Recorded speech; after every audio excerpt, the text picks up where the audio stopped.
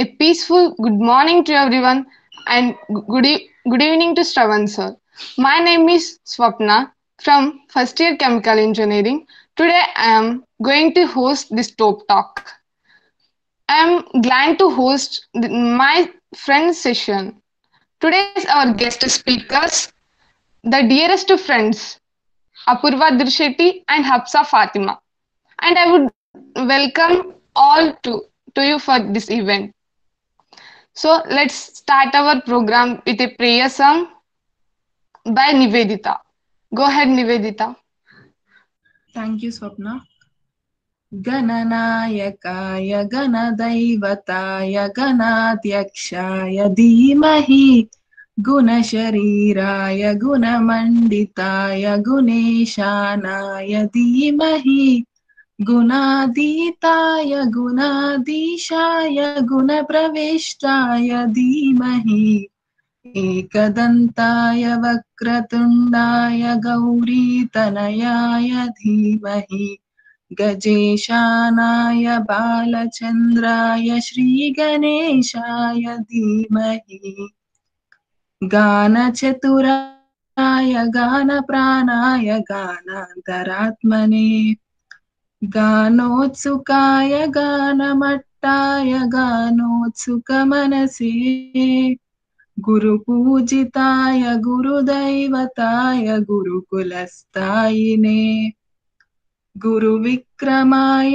गुह्यप्रवराय गुरवे गुणगुरवे गुरुदैत्यकलक्षेत्रे गुरुधर्मसदाराध्याय गुरुपुत्रपरित्रात्रे गुरुपाखण्डकण्डकाय गीतसाराय गीततत्त्वाय गीतकोत्राय धीमहि गूढगुल्फाय गण्डमट्टाय गोजयप्रदाय धीमहि गुणातीताय गुणाधीशाय गुणप्रविष्टाय धीमहि एकदन्ताय वक्रतुण्डाय गौरीतनयाय धीमहि गजेशानाय बालचन्द्राय श्रीगणेशाय धीमहि.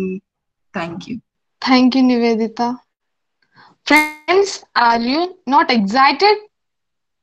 You know, the great thing which our friends did within a span of week.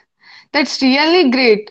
Being a first year and it has been only 2 months got in BTech. This sound really great. Not only writing review papers, they both have written very perfectly, like professionals. And they both have inspiring everyone with their simplicity and perfection and innocence and humbleness and many.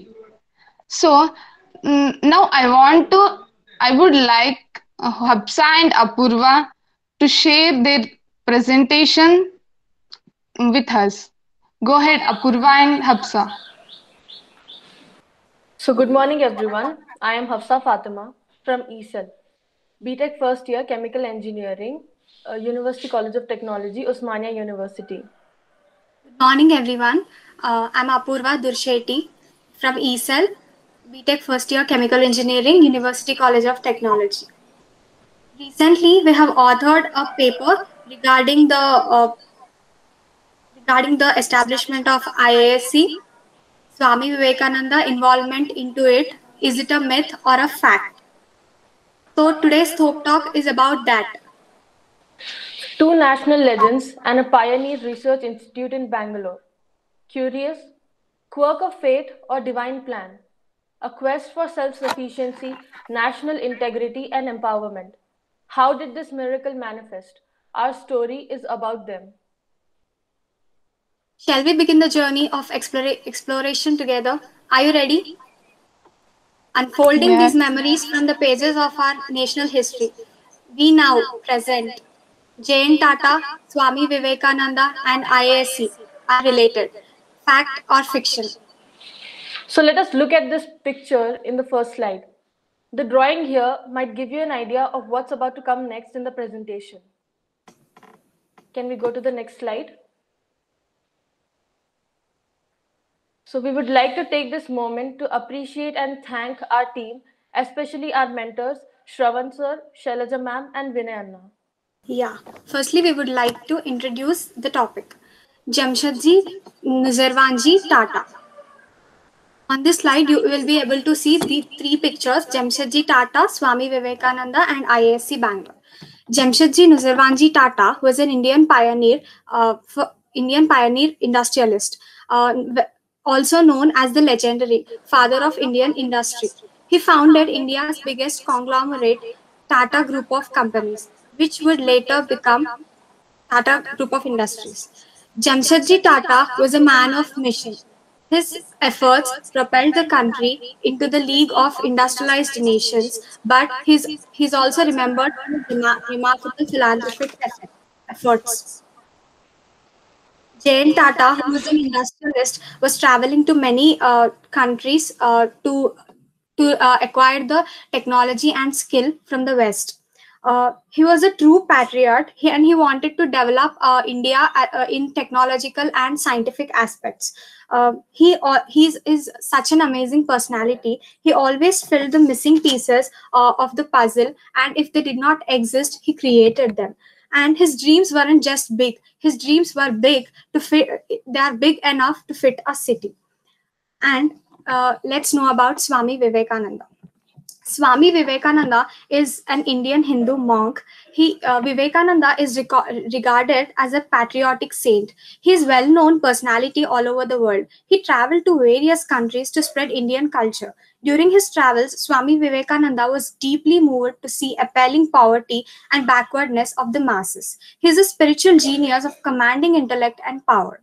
And Indian Institute of Science, Bangalore. Indian Institute of Science, Bangalore was established in 1909. The process of its establishment started long back.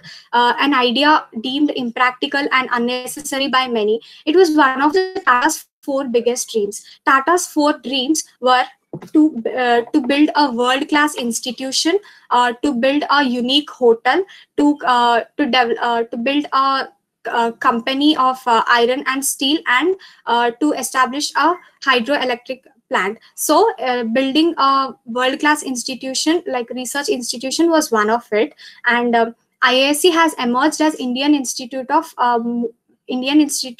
Research with the most number of top tier scientists across the diverse fields in the global database of 1 lakh scientists from around all around the world. So how do you think these two people met? J.N. Tata was an industrialist and Swami Vivekananda was a wandering monk.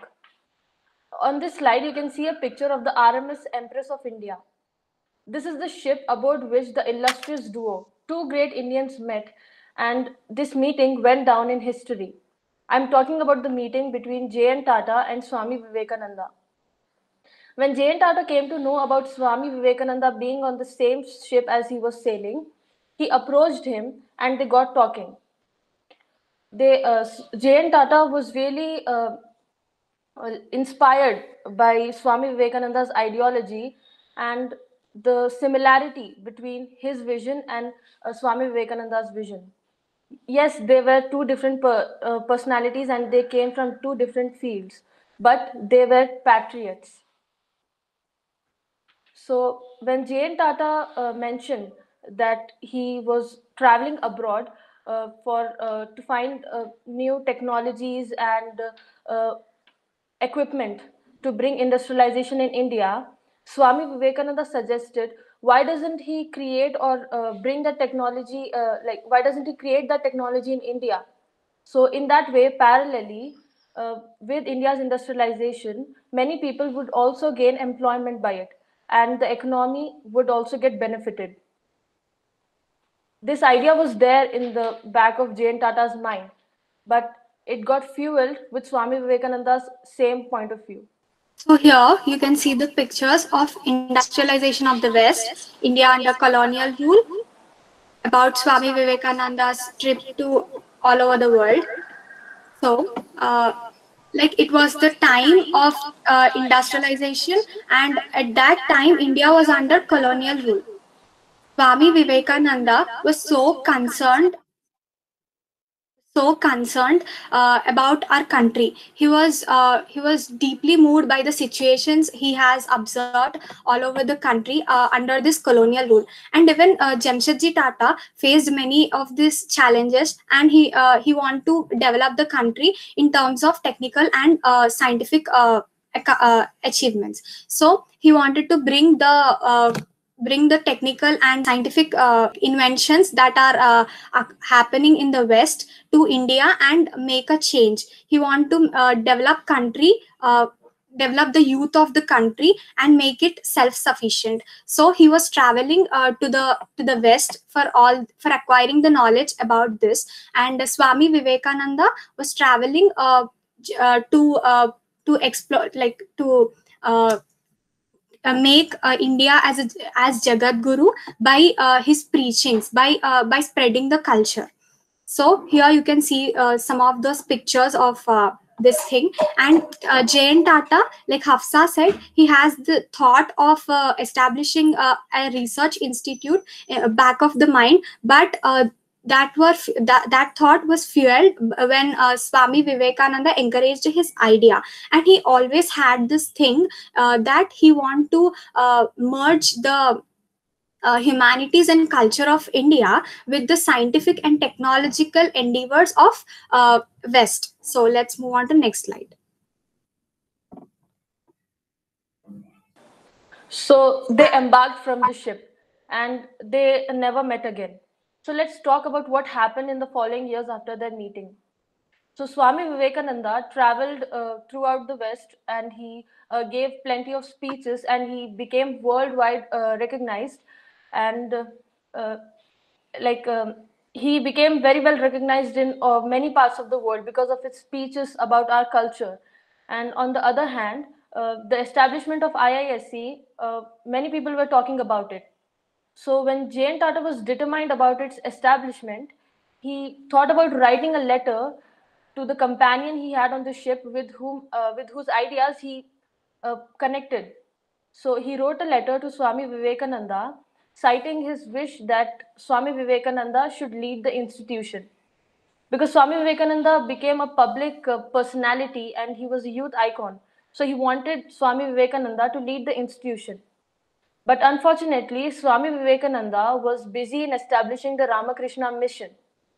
So instead, his disciple, Sister Nivedita, she took a particular interest in the mission, and with the permission of Swami Vivekananda, she volunteered to help in the campaigning of this establishment of IISc.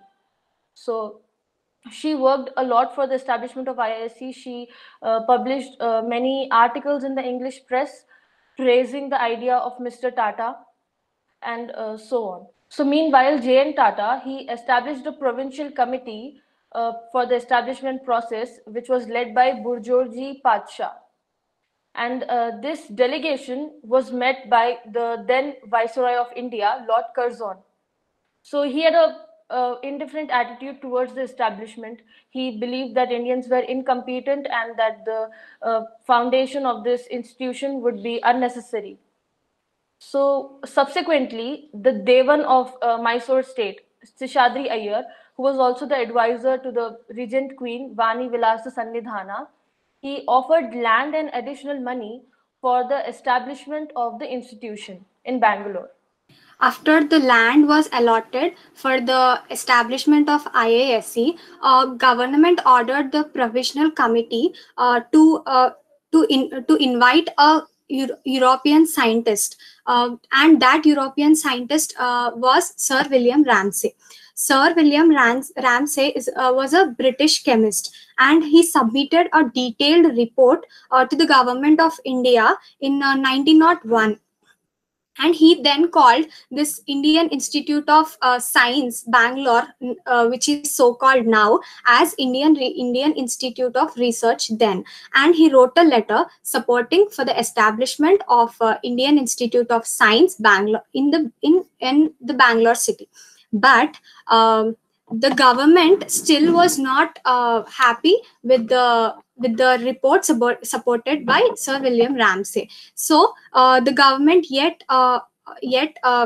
created another committee for for this project, and the committee was headed by Colonel John Clibborn, and who was the principal of Thompson College of Civil Engineering.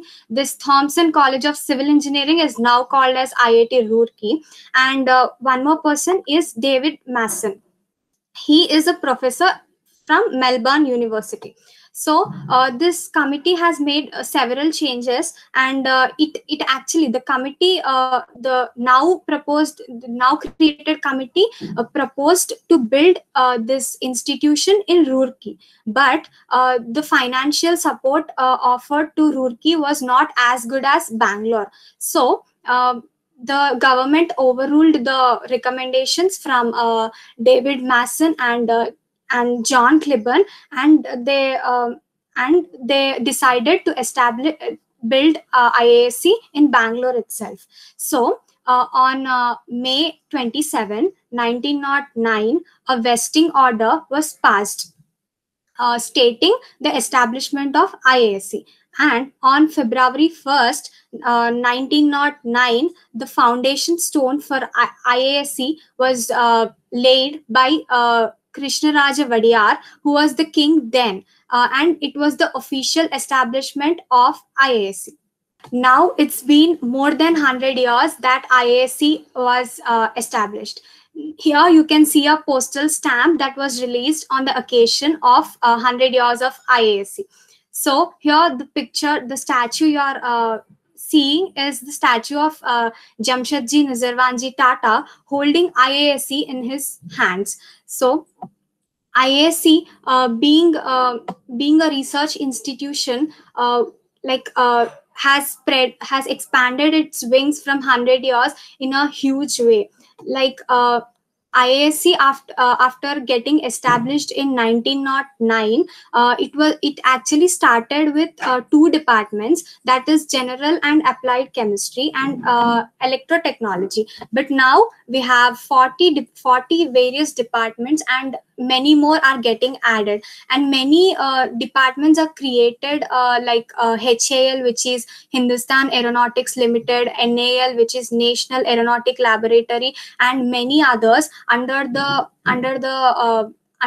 the institution or under this institution. And it also supports large amount of people, like from lower class. Also it supports farmers from farmers who form an integral part of the environmental system. They have came up with so many, the scientists of IASC have came up with so many solutions and technologies for farmers. They empower rural women as well, and they created lot of opportunities for Indian youth. And can you believe it produced more than 1 lakh scientists from the day it got established. So here we cherish the establishment of IASC. So we would like to convey a message that dream big, nothing is impossible, so dare to dream big. Dreaming might be a fiction. It is called a fact if you do it. Dream it to do it. Thank you. Thank you to Shravan sir, Shailaja ma'am, Vinay Anna. Thank you to everyone present here. We appreciate your patience. Patient listening. Thank you.